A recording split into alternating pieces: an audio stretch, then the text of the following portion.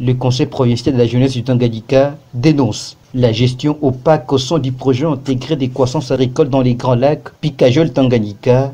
Voilà les grandes lignes du mémorandum déposé ce lundi à l'Assemblée provinciale du Tanganyika dans les mains de l'honorable président Luluki Tengue Joseph. La jeunesse du Tanganyika et celle de Kalemi en particulier, qui a été couverte par leur organe de coordination et de représentation qui est le Conseil.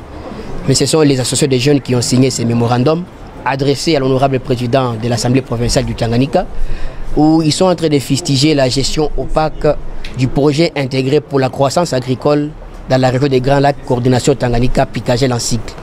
Il y a eu 4 revendications dans leur mémorandum.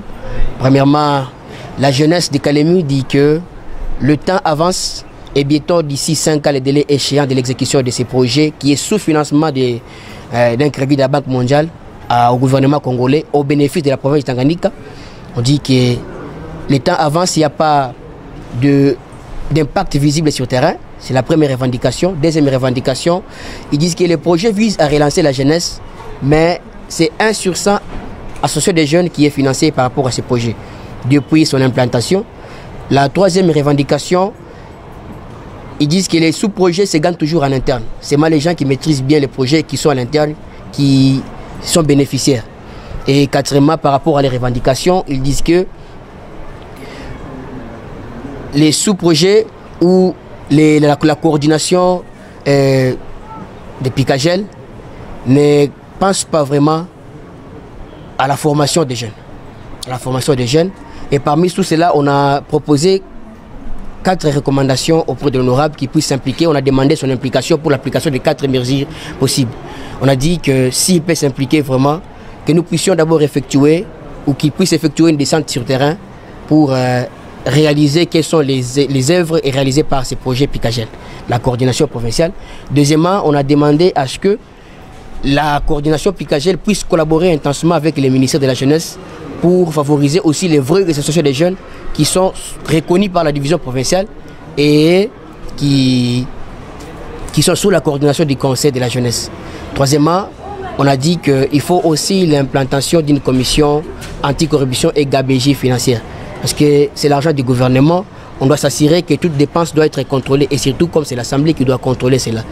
Alors on dit que Pikajel doit faire de son mieux pour que l'Assemblée doit s'impliquer pour que nous puissions avoir une commission d'anticorruption et gabegie vis-à-vis de ces projets intégrés. Et au moins c'est ça les quelques revendications qu'on a adressées au président de l'Assemblée pourvu qu'il puisse prendre des mesures à son niveau.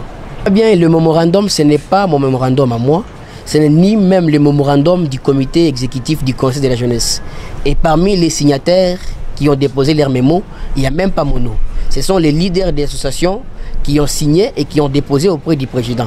Et donc, quand j'ai dit qu'il y a 1 sur 100 associations des jeunes qui est financée, c'est-à-dire qu'on n'est pas satisfait. Nous connaissons un service insatisfaisant jusque-là. C'est pourquoi la jeunesse dit que les associations des jeunes, nous voulons de l'équilibre. Il y a beaucoup d'argent, plus d'une septantaine. Qu'on puisse faire aussi un audit par rapport à cet argent, savoir comment il est utilisé, parce que c'est l'argent de la population du Tanganyika. Alors, je crois que c'est sûr qu'il peut y avoir une ou deux associations des jeunes qui sont financées, mais nous voulons que la plupart des associations des jeunes se retrouvent par rapport à ça et il y aura de l'équilibre et on verra les jeunes seront bien encadrés.